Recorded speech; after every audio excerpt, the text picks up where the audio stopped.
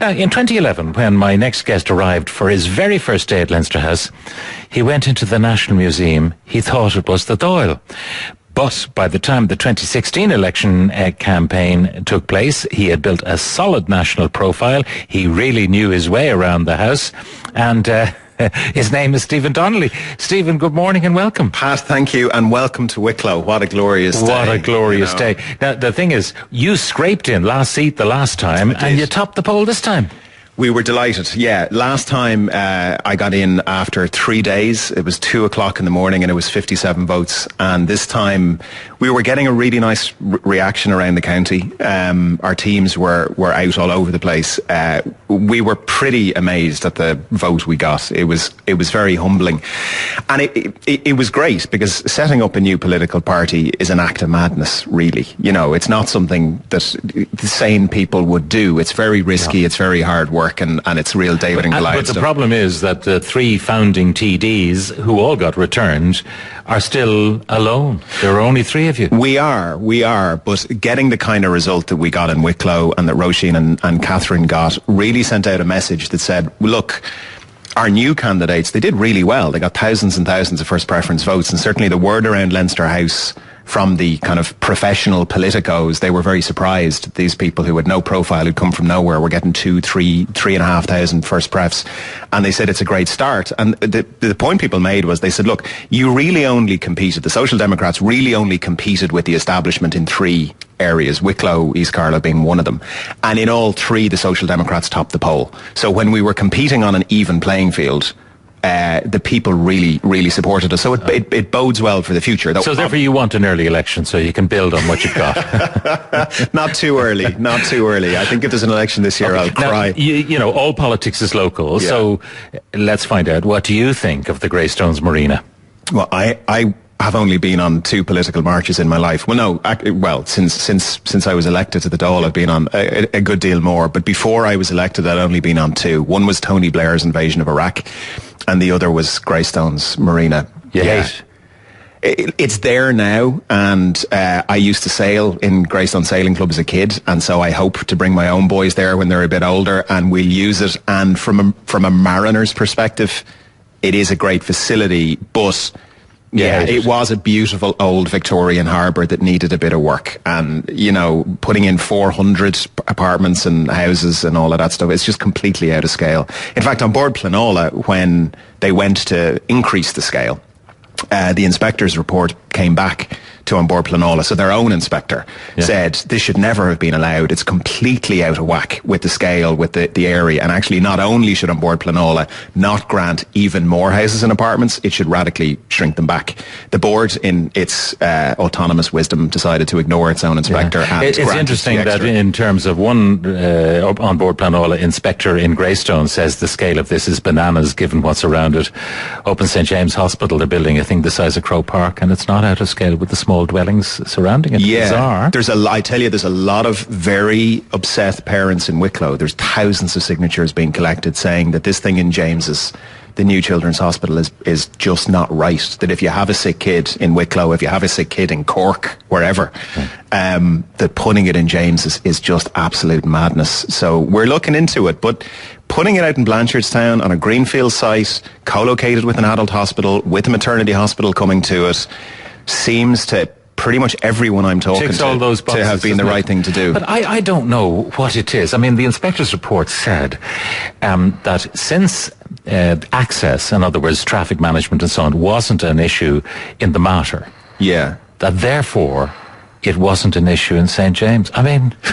I don't get it. I mean, you have to assume that the people who are doing these reports are smart and diligent and know about their work well.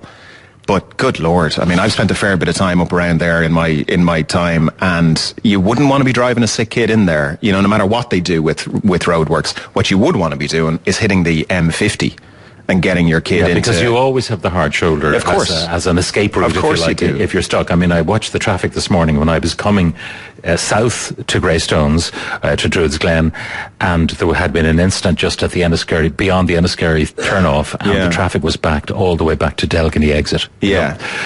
So, you know... Yeah, I don't get it. I mean, the medical reasoning is it needs to be co-located with maternity, which Blanchardstown does. It needs to be co-located with adults, which Connolly Hospital is already there. It needs to be co-located with teaching and research, which you can all put in Blanchardstown because it's a huge greenfield site.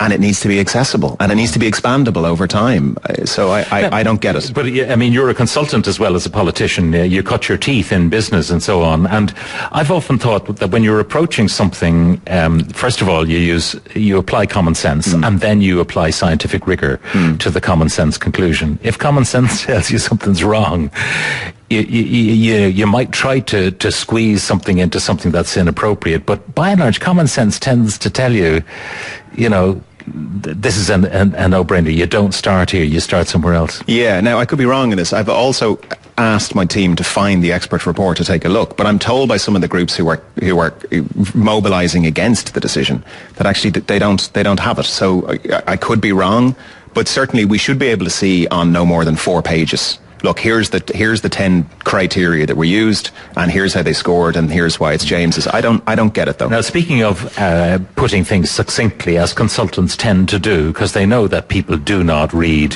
46,000 words. They want to get to the bones of the thing. Even as journalists, we tend to go to the recommendations or the conclusions first, and then we'll look for the rational arguments. Now, the programme for government. Yeah. How'd you find it?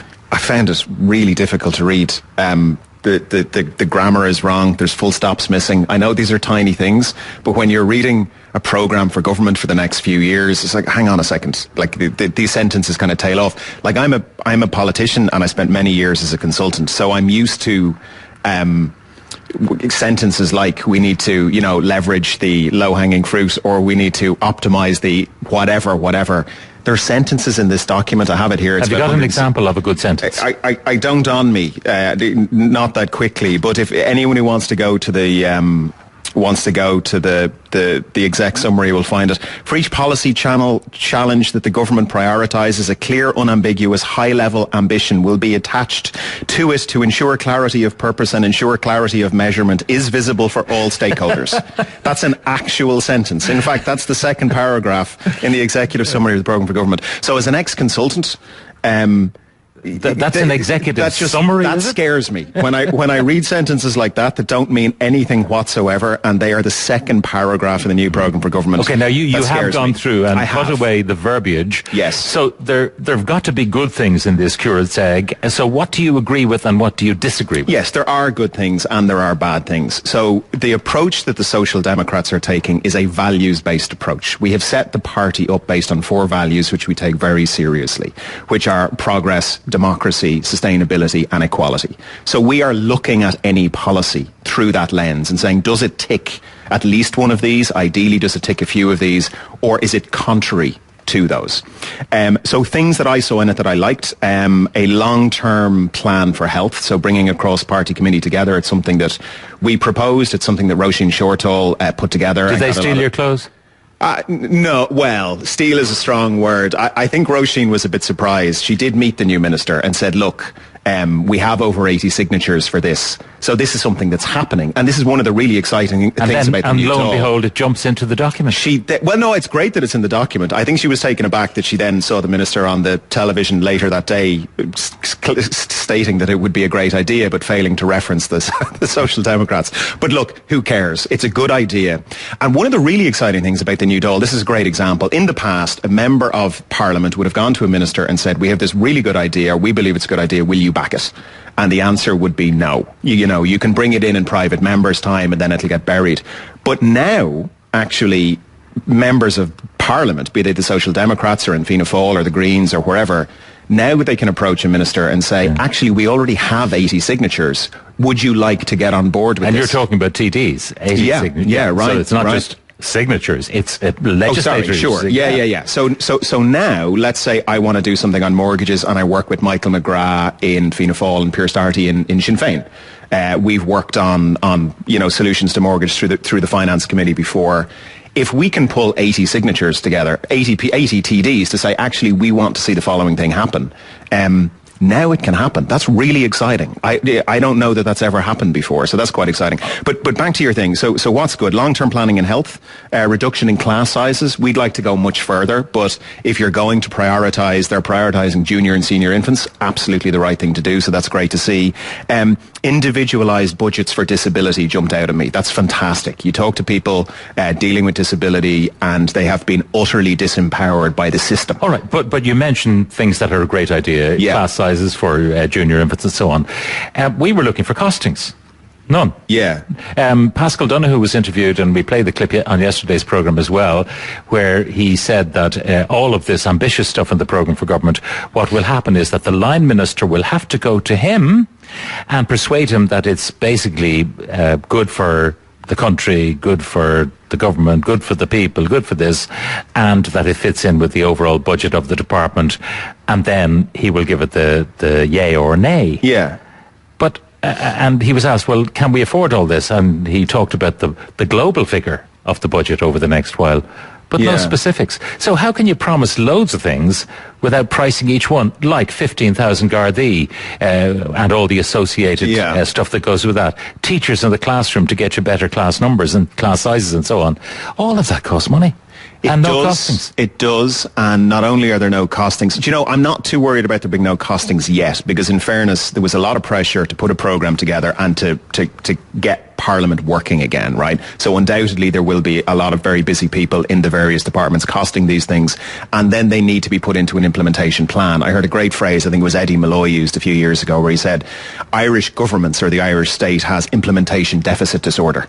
You know, we're great at over-promising, and this document is, it over-promises all over the place. It's dangerous for that reason. I think it's setting expectations far too high. But we do need to see a project plan to say, okay, look, if we are going to hire, if we are going to increase guards to 15,000, which, by the way, the Social Democrats would agree with, here's how we're going to do it, you know, and we have to account for attrition, and here's the money, and so on and so forth. Because there will be Garda retirements, of course, so it's not just boosting the current stock to 15,000. You've got to compensate every year for those retirements. Yeah, and from memory, I could be wrong, but I think it's about 600 retiring. Like, it's quite a lot, or maybe it's 350 retiring a year. But it's hundreds, in the hundreds anyway. It's hundreds, and the capacity of Templemore then to produce more Gardaí in the period of this government, be it 1 year, 2 year, 3 years. Yeah, it needs to be radically scaled up. I think to that point, the most disappointing thing here, I mean, we have, I'm guessing, the most right-wing government the country's ever had. Like, every single cabinet minister, bar Catherine Zappone, is either Fine Gael or ex-Fine Gael. It's a very right-wing, very conservative cabinet. So it is no surprise, though, as a Social Democrat, deeply disappointing to see their pursuit of eroding the tax base. So already, you know, they've said, yes, we'll abolish USC and we'll take down inheritance tax and they're going to keep going there. And I believe one of the things, I'm sure we got a lot of things wrong, but I think the thing we probably got most right in the election, the Social Democrats, was to take a stand and say, leave the tax base alone. We really need the money. We need to invest. We need those guards. We need those teachers. We need broadband. We need better roads. We need all the infrastructure. And I mean, we knocked on many, many doors around Wicklow, and hand on heart, I met one guy in Bray at his door who said, actually, do you know what? Just give me the tax cuts. Pretty much everyone else I spoke to said, you know what, leave the tax base alone. But I have an issue. Invest. I have an issue with the idea of an emergency tax, which is there for an emergency, and the emergency's over, and they leave it there. It's like a levy on the banks, a levy on the insurance companies, a levy on this, a levy on that. Basically, it's a tax. Now, the USC had a certain benefit to it in the sense that it took it off the top before any allowances, anything else. So it had a certain elegance to it as a tax. Yeah. But of course, you know, the tax base was narrowed. More and more people were taken out of it.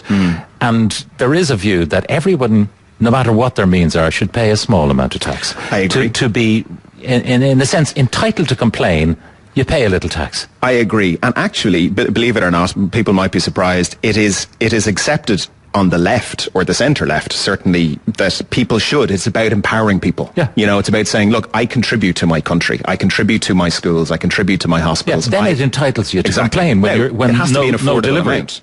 But yes, I agree they should. See, the USC was never really an emergency tax. It was spun as an emergency tax, but actually what it did was take over from stamp duty, right? So it was a replacement tax.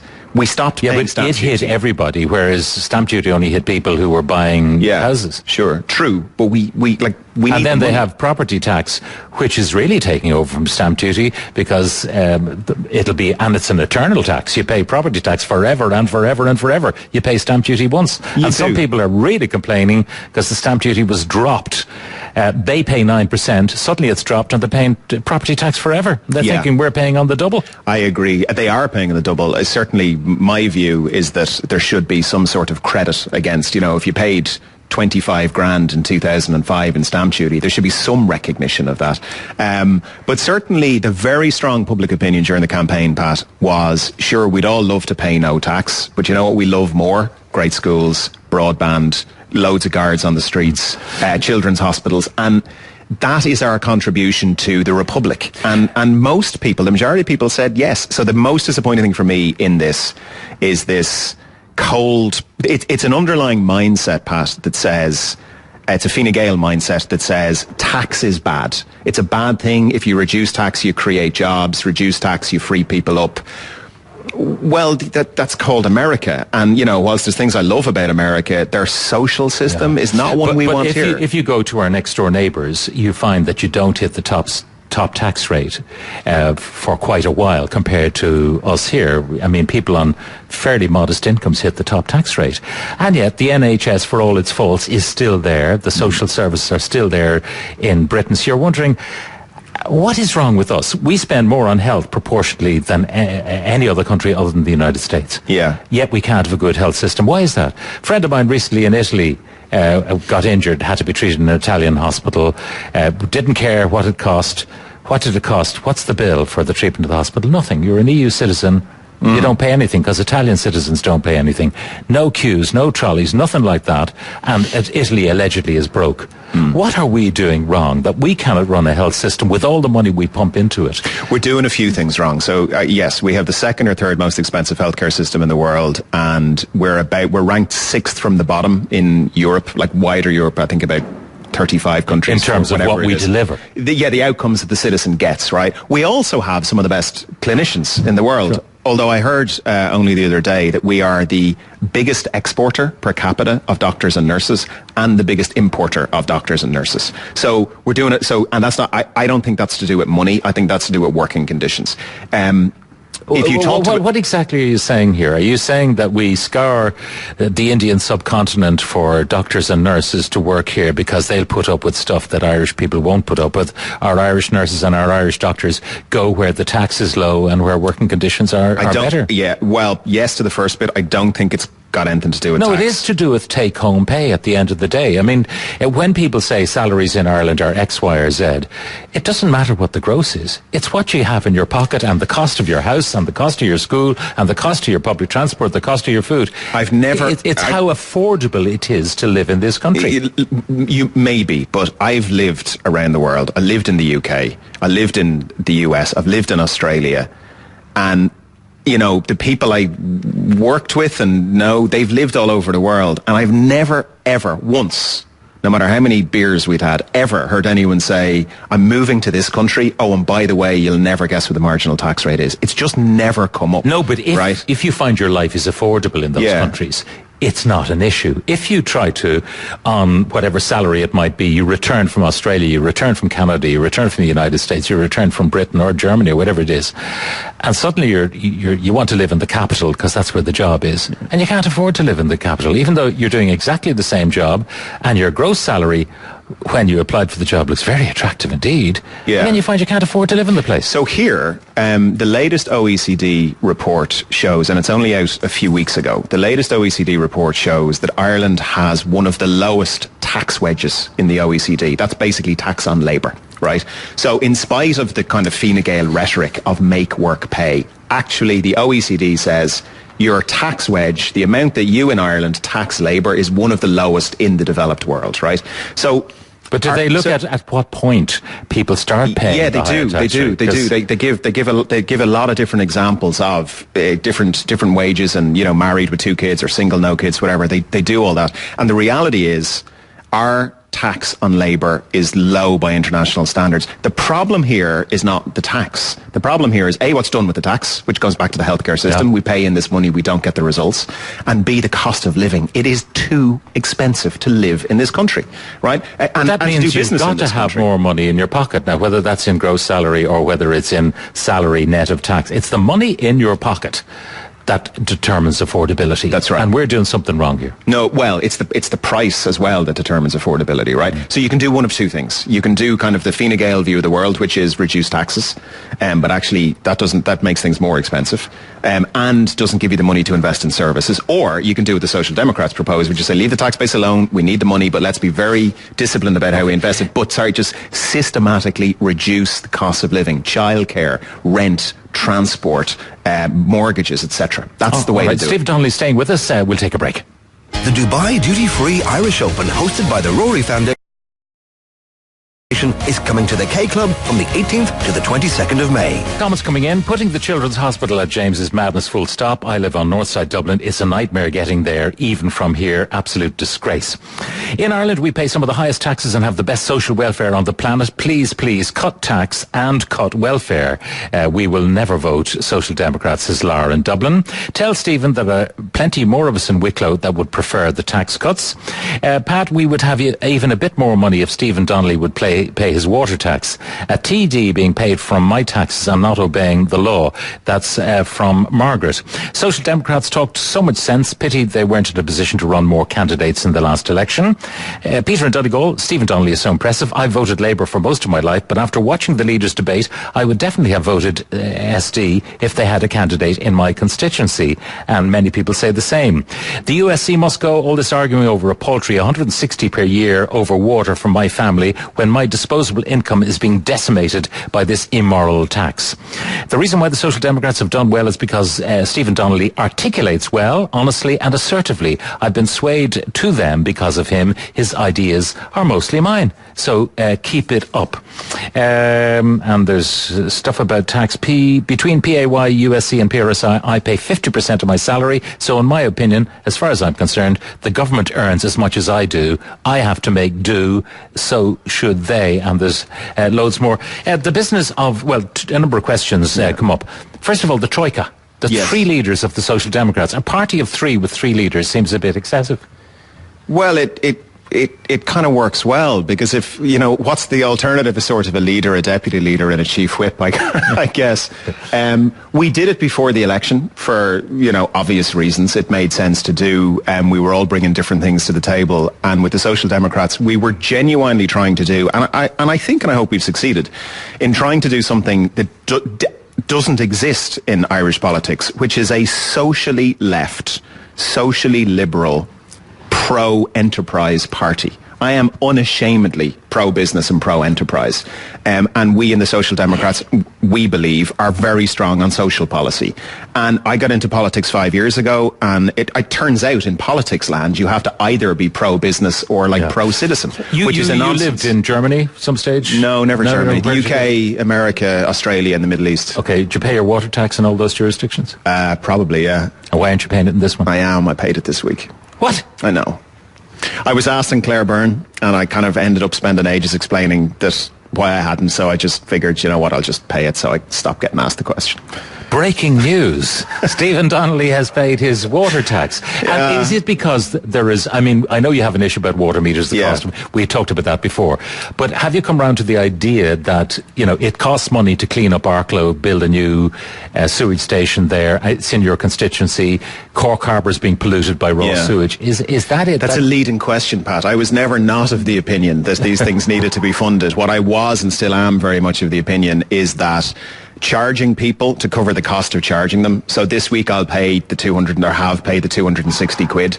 That not a single cent of that 260 quid is going to be used to supply me or you with water or upgrade the system. It's going to be used to cover the cost of collecting the money.